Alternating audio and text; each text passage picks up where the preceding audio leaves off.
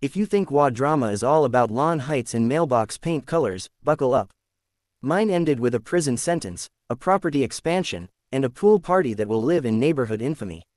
When sheriff's deputies marched Cedar Hollow's HOA president, Dolores Markham, into the back of a patrol car, she was still shrieking about how my swimming pool was, for the good of the community. She was dripping pool water, wearing my bathrobe, and her minivan was jam-packed with patio furniture branded with my initials. 2 months earlier, I, Evan Lander, mild-mannered CPA and lap swimming enthusiast, had moved into this cul-de-sac paradise where the HOA newsletter weighed more than a college textbook. Dolores, self-appointed protector of property values, took one glance at my freshly resurfaced backyard oasis and decided it should be shared by all. Our first run-in happened on a Tuesday morning, so normal it could have been a stock photo. I was testing chlorine levels when a deliberate throat clear made me turn. There she stood, early 50s, khakis ironed within an inch of their life, a polo embroidered with Cedar Hollow HOA, and a clipboard practically welded to her palm. "Good morning," she said with all the warmth of an audit notice. "I'm Dolores Markham, president of our association. We need to talk about your pool." I told her my paperwork was in order. She tapped her clipboard like a metronome of irritation. Section 14.3 clearly states, all neighborhood pools are community assets. I'd read the bylaws front to back, no such rule existed. "Private pools are private property," I replied. Her smile cracked like old cement. "Perhaps you overlooked the latest amendments. I'll drop off a copy." The next morning, at exactly 6 a.m., my doorbell rang, not once, but 15 times. Through the peephole, Dolores, holding a stack of papers thick enough to qualify as body armor. Here's the updated version. Section 14.3 is highlighted for your convenience. One glance told me the update was fishy. The paper was newer, the font mismatched. "This page was swapped in," I said. She shifted. "The board approved it last month." "Show me the minutes," I asked. "They're being typed." "The vote record, unanimous." "Who was present?" "I have another meeting." And she bolted. For the next 2 weeks, the petty war escalated. Notices plastered my door. Pool water too blue. Violation. Pump noise after 8 p.m. Violation. Unauthorized swimming at 2 p.m. on a Saturday, when I wasn't even home. The absurdity deepened. One notice claimed my pool's reflection was blinding drivers, despite being hidden by a fence. Another accused me of siphoning HOA irrigation water. Then came the surveillance. Dolores appeared on her roof with binoculars, snapping photos of any guest who crossed into my yard.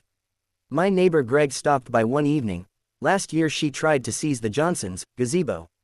They moved to escape her. But I'm not easily pushed. I installed security cameras, front, back, and aimed squarely at any would-be peeping rooftops. Within a week I had footage. Dolores climbing a ladder at 5 a.m. to spy over my fence. Dolores fiddling with my water meter. Dolores directing landscapers to trim branches for a better view into my yard.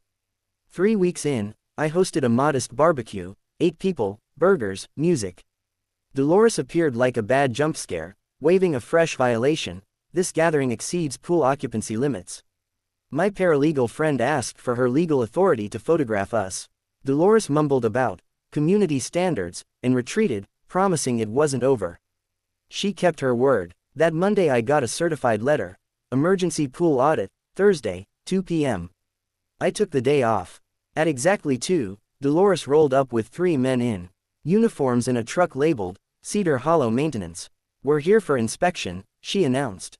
"Show me your inspector certification." They blinked at each other. Turns out they were the landscaping crew. When I refused them entry, Dolores produced yet another document, claiming I'd signed permission.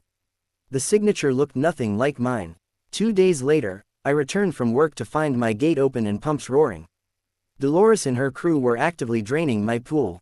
"Emergency health inspection," she declared, waving a supposed county order.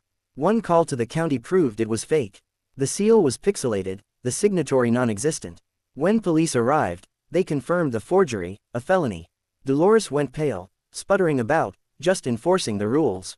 The crew stopped draining, but my pool was half empty and equipment damaged. My lawyer, Martin Reyes, nearly rubbed his hands together. "We're talking criminal fraud, trespassing, destruction of property. This is beyond HOA politics." The prosecutor loved the forged government document charge. Meanwhile, the State Real Estate Commission opened its own investigation. The HOA's financial records revealed a goldmine of misconduct, HOA dues paying for landscaping and lighting exclusively on Dolores's property, fabricated liens, forged easements, even attempts to seize private yards. I wasn't her only target. At an emergency HOA meeting, neighbors shared horror stories, bogus fines for driveway width, grass height, even mailbox color. The board unanimously removed Dolores and hired an auditor. The criminal case moved fast. Each forged doc and misused dollar became its own charge. Her plea deal request, denied. Parallel to the criminal trial, I sued for harassment, property damage, and emotional distress. My security footage destroyed any defense she had. Discovery revealed even more, fake email complaints she'd written herself to justify her actions. Her finances crumbled under legal fees and multiple lawsuits. The trial ended in a full conviction, 2 years in prison, 3 years probation, $200,000 restitution. To pay it, she liquidated assets, including her home. I went to the auction, and, thanks to sympathetic neighbors who didn't bid, bought it below market value. A quick variance approval later, I expanded my property, absorbed part of the old HOA greenbelt, and built the ultimate outdoor space, deck, lounge, and pool, all stretching onto what was once Dolores's prized garden. The new HOA board now runs everything transparently, issuing a formal apology to residents. Dolores, upon release, reportedly tried to join her new condo HOA. A Google search of her name shuts that idea down fast. Every morning, I swim laps with a panoramic view of the property she tried to steal. Sometimes I wonder if, when she first marched up with her clipboard, she imagined the ending, me owning her house, and her serving time behind bars.